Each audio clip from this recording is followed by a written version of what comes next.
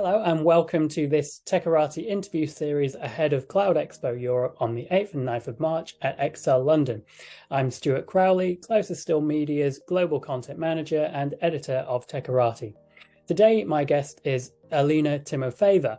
She is the Associate Partner for Digital at Oliver Wyman, and she's an award-winning professional in cloud. She will join a debate at Cloud Expo Europe on where you should invest in cloud to stay ahead. So welcome, Alina. Thank you very much, Stuart, for inviting me. I guess just to add a couple of points, I am indeed part of Oliver Wyman, and day to day I work with many of the financial services clients, focusing on cloud transformation and broader on digital transformation and technology dexterity, with the view of how can we serve our clients to help them increase the value for their business, the customers and shareholders when they use technology, whether it is cloud or whether it is the broader technology topics. And I guess outside of work, what I do, I mentor the women in technology and the immigrants to see failure as an opportunity to grow. And I have a personal mission to inspire 50 million people in the next couple of years. I think that's very pertinent to my first question, which is, what do you feel is this biggest cloud challenge that's facing C-level executives that you've worked with and business leaders within the next 12 months, and how would you say that that challenge can be overcome? I would really say that fundamentally, a lot of cloud transformations have started and have been going on for a while, right? And perhaps in the start, the leaders were feeling that it will finish much faster and which will cost much less, and fundamentally will deliver on the desired benefits of innovation, faster time to market, efficiencies, much faster. But what I see more and more when we speak to our clients is essentially that cloud transformations have started, they're going on, they're taking on a bit longer than expected, they're costing way too much, and still the benefits are yet to be seen. And I guess fundamentally for me, the real key message of focus to the leaders is how can they make sure that the cloud transformation journey they're on really helps their business, serves the business needs, delivers the business objectives, and ultimately helps their shareholders and their customers. So you mentioned unlocking the benefits of cloud and perhaps businesses not being quite there yet. So what do you feel is the biggest benefit for businesses looking to adopt cloud? Or, as you say, because there is a lot of progress already being made, what about enhancing this existing cloud technology? What do you think is the benefit of doing that as part of a digital transformation initiative? I would probably say that many people are on this journey already, right? So many people have explored the different benefits. Fundamentally, it's about the innovation, the faster time to market. But I would also say that a very hot topic at the moment is sustainability, and cloud is one of the ways for the green IT to contribute to your ESG agenda. And essentially, if you migrate to cloud or if you are already in the journey, some of the things which you can also start thinking is how does it lessen your emissions? How does it help the environment? How does it ultimately, again, help your shareholders and your customers? So I would say, Stuart, these are the three key benefits. So faster time to market, efficiencies, and sustainability. What do you feel is perhaps an untapped opportunity for sustainability in cloud? Or perhaps are we even using cloud in the most sustainable way? I would probably answer it in a more strategic way first and then come to the cloud. So fundamentally, if you think about the whole enterprise IT and how it could help the sustainability, there are three key ways. So first of all, you need to monitor where you are today, right? So what are your emissions, what are your targets, and how you are meeting your desired targets ultimately. The second part is within the enterprise IT, you may find that there are quite a lot of emissions. Now, there is some research which highlights that it's about 15% of the whole totality of emissions sits with enterprise IT, and there are different parts how you could reduce it.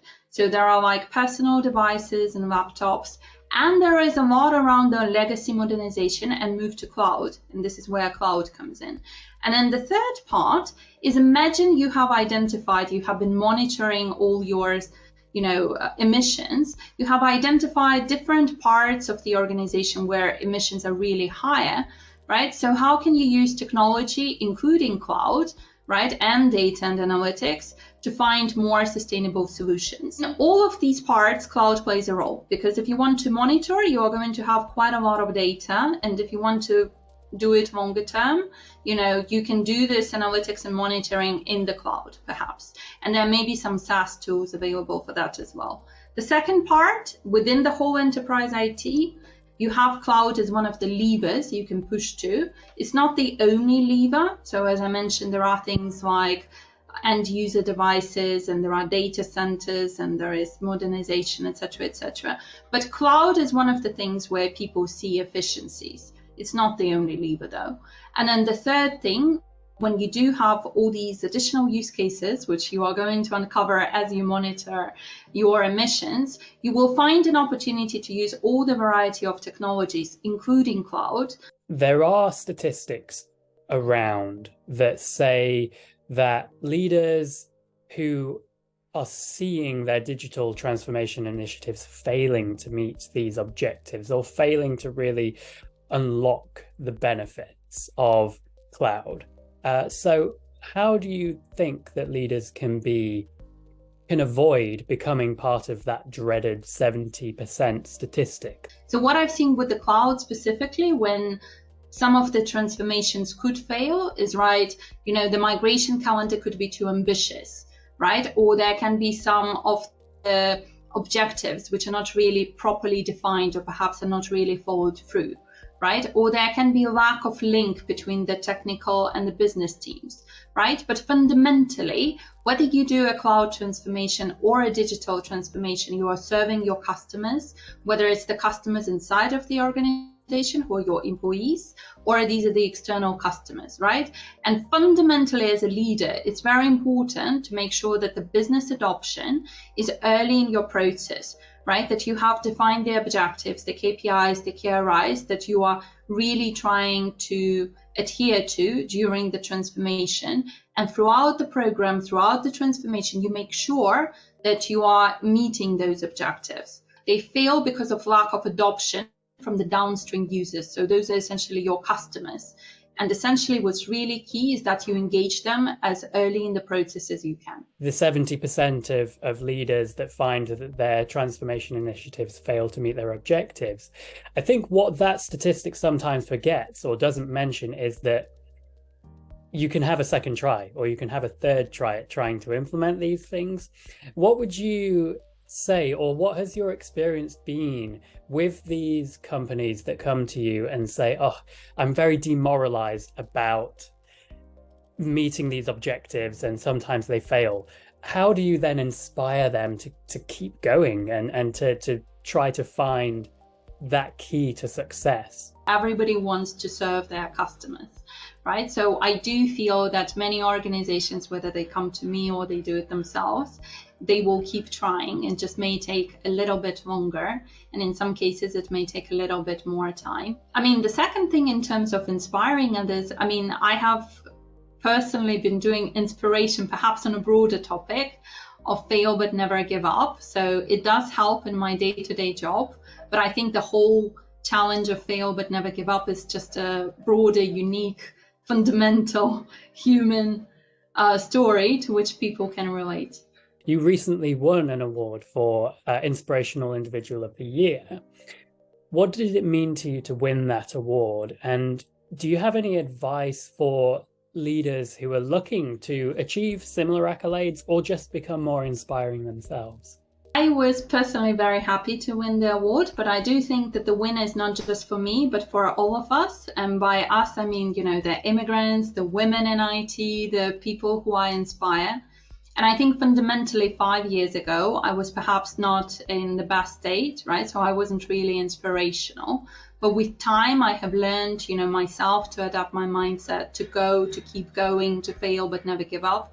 And what I'm really proud is that I've shared the story and I've shared through the mentoring, the advice with the others. And I do hope, if it was a legacy fundamentally, what I think to your second point of the question in terms of leaders, right? I find that the real big thing is to be relatable, because everybody has an individuality, everybody has a personality, but it's fundamentally in many ways our stories are similar. Our paths may be different, but there are the unique things which come out. And what I find really stands out with the leaders is when they are willing to share their, story, vulnerability, failure, right? And actually all this experience, which is perhaps not something which you see on LinkedIn, right? And not all the achievements, but perhaps the moments, more difficult moments, they do help to inspire others, because there is nobody in this world, I'm pretty sure, who has never failed. And this whole relatability to you as a leader would really, really, really, come up. Everybody has failures, everybody has difficult moments. It's more like, how do you come up and how do you move forward from it? What has been maybe something that sticks in your mind as a failure that you felt you could turn into a positive? Well, one of the things I talk about quite often is how I failed repeatedly to find a job in UK. So I applied, I used to count it's 500 jobs, but actually I recently had to recount it for one of the interviews. And I actually had to go through every single email because they asked me for proof of rejections. So I had to go and to copy and PDF every rejection. And this time around, I counted that it was 1,400 emails around that. And I got the 3 offers just like one by one in the very, very end, when I was like literally already out of money and out of energy. And I guess fundamentally it was a good experience because it does show the tenaciousness. And it's the same approach which I use in my job in a way, because you would always find opportunities which don't happen for whatever reasons. So what do you feel are the values of going to in-person events like Cloud Expo Europe, and why would you encourage people to come along to the show and also to come to your session as well? I would definitely say that it's the network, right? There is a lot of information you can read online, and there are different reports where I'm sure you can find the key things. But it's more like, observing the people from different organizations, is talking to them, whether you are looking for a job or whether you are just interested. So like I, as a professional, I'm very keen to meet the other leaders from the industry, to just, chat about what is their journey, what is their experience, where do they see opportunities, where do they see failures perhaps. And I really think that the Cloud Expo is a great opportunity of bringing these professionals together throughout the sessions, throughout the conversations, throughout the networking, to be able to see broader than just your organization, but see the whole spectrum of the opportunities. Well, thank you so much, Alina. And everyone can get their free ticket to actually come to Cloud Expo Europe and see you speak on where's the best place to invest for cloud, get some insights from yourself, have a chat with you, and to have that networking experience. So I really hope that people can take advantage of that and get their free tickets. So thank you so much, Alina, for sharing your insights today. Thank you. Thanks, Stuart.